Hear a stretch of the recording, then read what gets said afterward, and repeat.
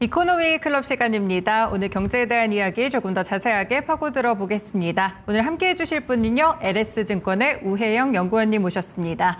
연구원님 안녕하세요. 안녕하세요. 네, 그러면 오늘은 연구원님과 어떤 이야기를 해볼지 주제부터 함께 만나보시죠.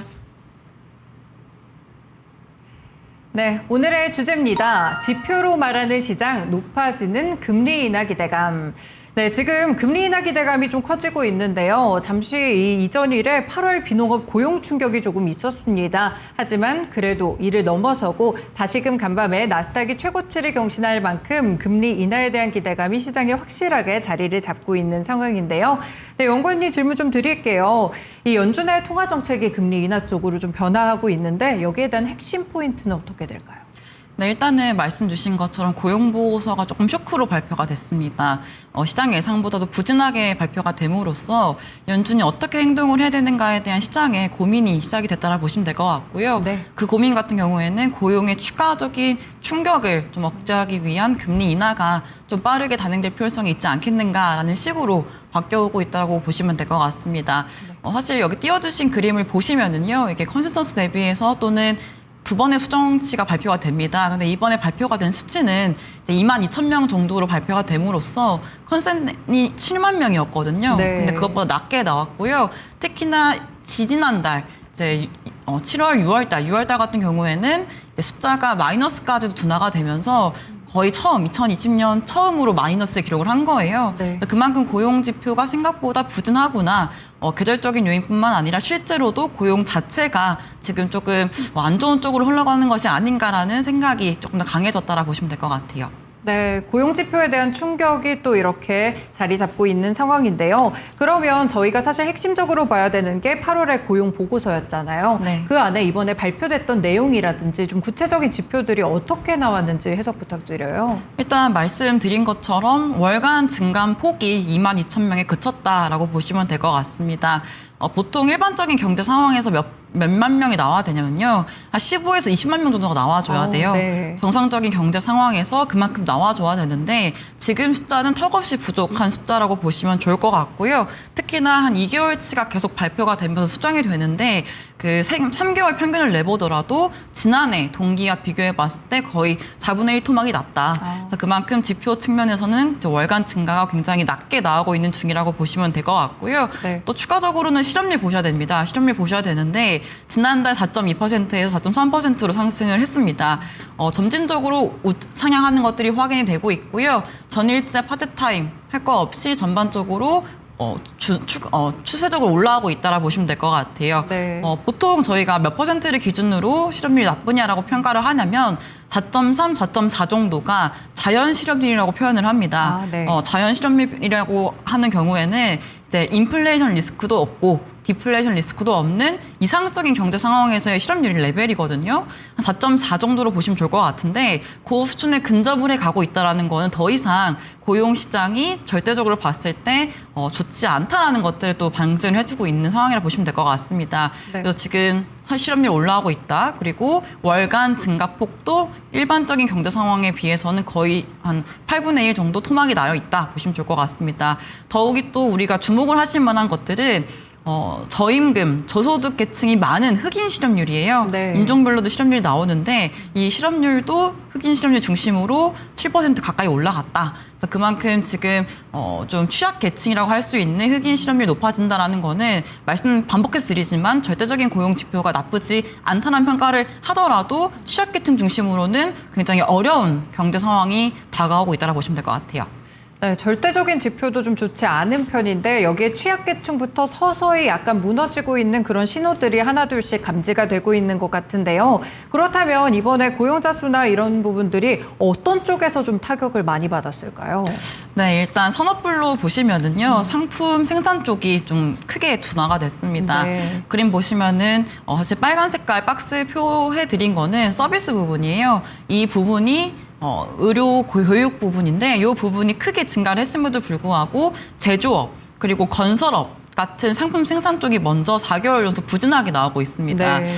사실 이 얘기인 즉슨 관세 인상의 효과가 이 부분에서 반영이 되기 시작을 했다라는 거거든요. 그러니까 기업 입장에서는 관세 인상을 통해서 비용이 이제 올라가게 되는데 그러면 마진을 확보하기 위한 방법은 비용 절감입니다. 네. 가장 용이한 것은 이제 사람을 자르거나 새롭게 사람을 안 뽑는 거겠죠. 그래서 관세 인상이 주로 나타나는 부분들은 상품 생산 쪽인데 상품 생산이라고 알려져 있는 뭐 제조업 같은 또는 뭐 건설업, 광업 같은 부분들은 이미 계속해서 월간 증가가 마이너스로 나오고 있다는 것들이 나오고 있기 때문에 오히려 이제 물가보다 고용 쪽에 먼저 관세 효과가 나오고 있다고 표현을 할 수가 있을 정도인 거죠. 네. 서비스 부분이 잘 버텨줘야 되는데 사실은 말씀드렸던 것처럼 교육 특히 이제 그 헬스케어 부분을 제외하고는 전반적인 서비스업도 이번 달에 부진하게 나왔기 때문에 서비스업 생산할 거 없이 다 좀 나쁘게 나왔다고 보시면 될 것 같아요.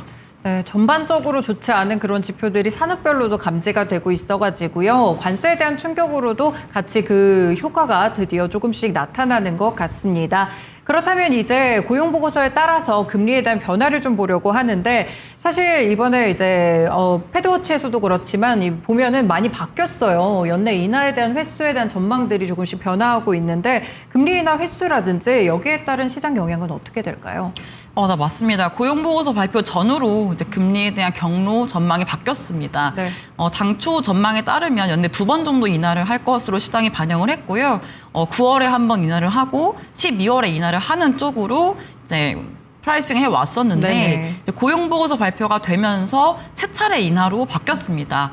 9월, 10월, 12월 네네. 세 번 인하로 바뀌어 있는 상태여가지고 시장 금리 역시도 이러한 전망을 바탕으로 해서 금리가 다 가파르게 하락을 했었거든요. 그 문제는 이제 향후에 이러한 전망이 어떻게 될 거냐, 유지가 될 건지 아니면 다시 되돌려질 건지가 중요할 것 같습니다. 그쵸, 네. 이 얘기는 9월 FOMC가 중요하다는 얘기인 건데 9월 FOMC 때는 점도표가 발표가 될 예정입니다. 현재 점도표에서는 연내 2번 정도 인하를 프라이싱을 할 수 있는 점이 찍혀 있어서 시장이 생각이 조금 더 도비시한다라는 거죠. 근데 시장 생각처럼 이번 9월 FOMC에서 점을 찍는데 3번 인하를 시사를 한다라고 하면은 지금 금리 레벨에서 추가적인 하락을 도모할 수가 있겠다.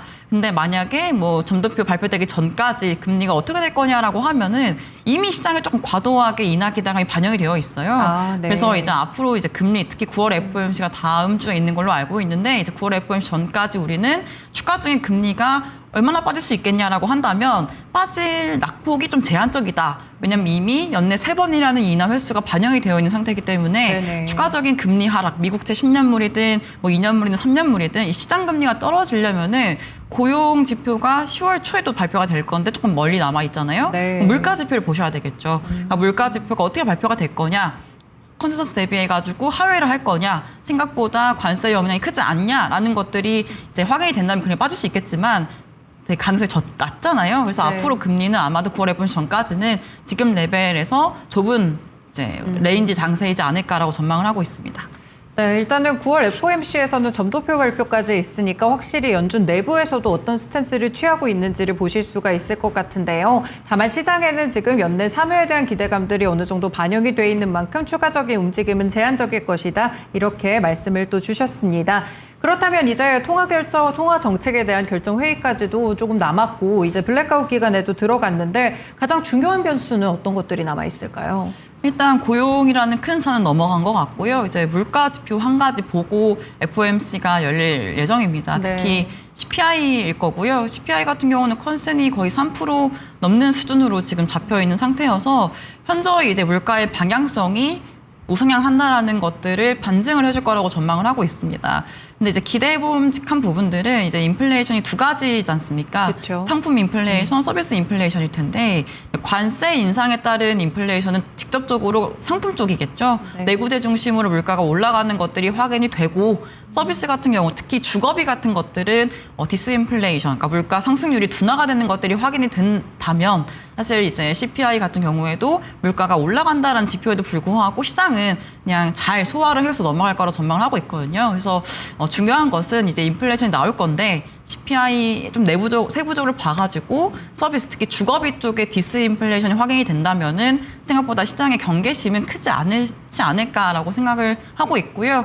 또 추가적으로 미시간대 기대 인플레이션 같은 기대 인플레이션 지표들이 좀 반등을 다시금 했습니다. 네. 이것들은 실제 물가라든지 아니면 향후에 나오는 기업들의 서베이 앞으로 물가 전가, 그러니까 가격 전가를 하지 못할 것 같다라는 기업들의 뭔가 이런 이게 나와줘야 되거든요. 그런 것들이 나와준다면은 또 시장의 물가에 대한 좀 전망이 그렇게까지 심각하게 받아들이지 않지 않겠냐라고 말씀을 드리고 있어요. 네, 물가 지표를 일단 확인을 또 해보시면서 앞으로의 금리 인하에 대한 향방 그리고 횟수에 대해서 조금 더 예측을 또 해볼 수가 있을 것 같습니다. 전반적으로 봤을 때 실제 이 관세에 대해서 여파가 뭐 나온다, 기대 인플레이션도 변화하고 있고 이런 모습들이 있는데 실제로 물가가 많이 오르고 있는 건가요, 지금 상황이? 근데 저희가 이제 좀 간과해서 안 되는 것들이 물가 네. 상승률과 물가 수준 레벨이지 않습니까? 그렇죠. 그러니까 저희가 이제 보통의 중앙은행들이 2%의 물가 안정 목표를 갖고 있는데 이거는 경제 성장도 한 2% 내외에서 해주고 물가도 2% 상승을 해준다면은 그냥 저희가 임금도 올라가고 돈도 잘 쓰고 물가가 올라가는 그런 성장이 나와주는 그런 상황이지 않습니까? 네. 근데 문제는 뭐냐면은 성장이 1%대 성장인데 물가 레벨이 2%를 넘는 수준으로 나오고 있다라는 거고 물가가 2%라는 자체도 이제 가격은 계속 올라간다라는 거거든요. 네네. 가격 상승의 기울기가 조금 이례적인 상황처럼 기울기가 높게 가파르게 물가가 올라간다라는 거기 때문에 사실은 이제 가격이 계속 올라간다고 보시면 될 것 같아요. 네네. 저희가 커피를 사 먹든 밖에 가서 밥을 먹든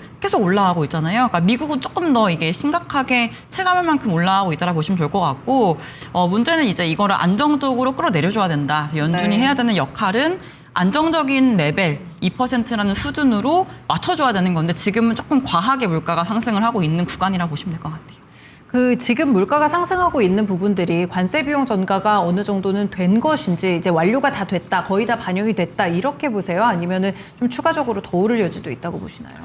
이제 뭐 기업 서베이를 봐야 된다고 말씀을 드렸는데 짧게는 뭐 1개월 즉시 전가를 하겠다라는 기업들도 있고요. 그게 아니라 6개월 내지는 1년 정도의 기간을 두고 가격 전가할 거라는 계획을 얘기하는 기업들도 있습니다. 네네. 그래서 이 기업의 그 가격 전가는 아직은 다 이루어지지 않은 것 같아요. 그리고 말씀드린 것처럼 저희가 상호관세가 뭐 7월에 부과될 것 같다가 8월에 되지 않습니까? 네네. 그만큼 기업들이 기존에 쌓아놓고 있었던 상품을 먼저 이렇게 내는 그런 모습들도 있었기 때문에 아직까지 상호관세 부과에 따른 이 기업의 비용 전가가 확실히 반영이 안 되어 있는 것 같다라고 저는 느끼고 있고요. 네. 시간이 좀 더 필요할 것 같아요. 말씀드린 것처럼 짧게는 1개월, 길게는 6개월 또는 12개월까지 여기 서베이 보시는 것처럼 이제 소요가 되는 거기 때문에 아마도 물가 상승률에 이 관세 영향이 풀로 반영이 되려면은 길게 잡고 내년도 한 7, 8월까지는 보셔야 될 것 같아요. 네. 다만 여기 보시면은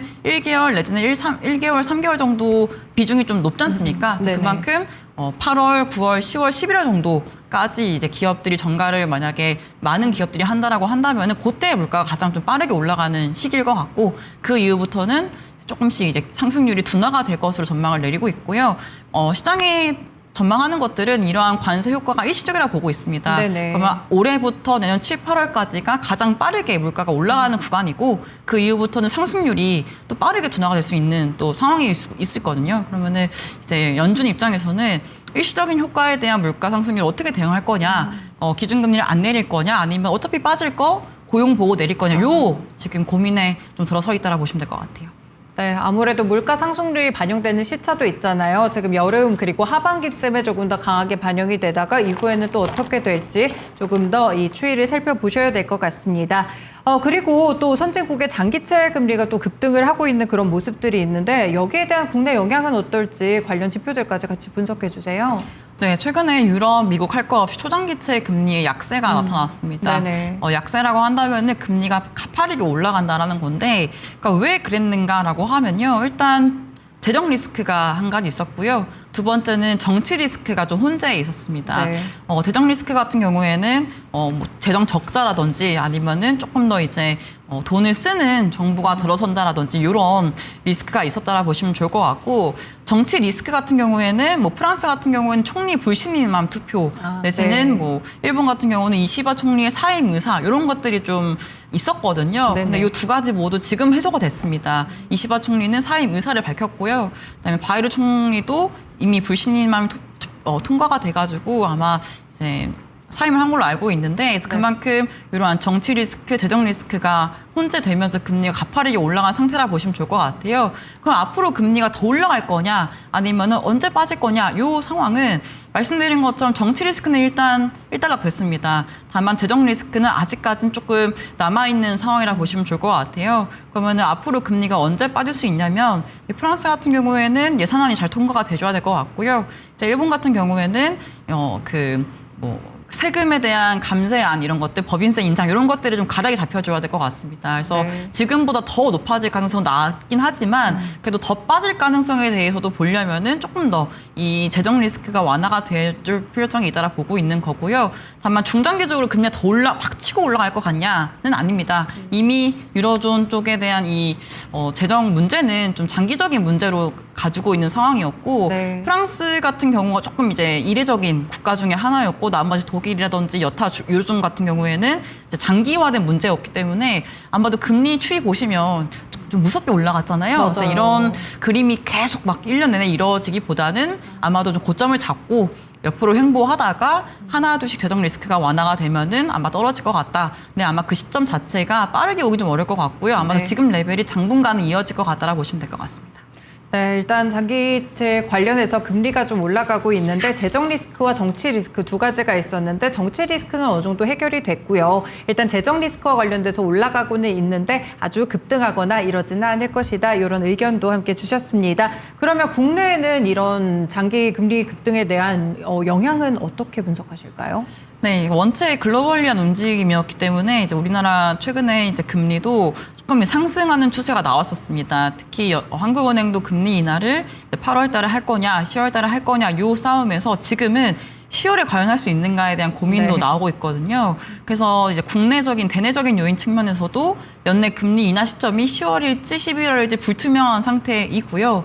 그리고 말씀드렸던 이 정치 리스크나 재정 리스크에 따른 글로벌 금리 상승 움직임이 좀 동조화되면서 한국 금리도 올라간 좀 측면이 있습니다. 네. 그 문제는 연내 금리를 인하를 할 수 있는가? 할 수 있을 거라 보고 있고요. 그러면은 중요한 거는 이제 10월이지 11월이겠지만은 일단 뭐 4분기 중에 한 번 내린다라는 시각을 갖고 계시면 좋을 것 같고, 그다음에 말씀드린 것처럼 정치 리스크에 따른 금리 상승도 네. 조금 일단락 될 거라 말씀드렸잖아요. 그러면은 국내 금리도 뭐더 이상 이제 글로벌 금리에 동조되는 모습이 아니라 대내적인 모습들 에 따라서 움직이지 않겠냐. 그래서 말씀드린 것처럼 인하 횟수, 인하 시점 내지는 뭐 내수, 특히 민간 소비 중심으로 경기가 회복이 될 거냐, 아니면은 금융 안정 측면에서 가계 부채가 어떻게 될 거냐, 이런 것들에 따라서 금리가 움직일 텐데, 말씀드렸던 이제 요인들 있지 않습니까? 연내 네. 금리 시점이라든지 뭐 금융 안정 상황들, 뭐 성장 상황들을 고려해 보면은 사실은 좀 금리 레벨이 많이 낮아져 있는 상태예요. 그러면 당분간은 한국 금리도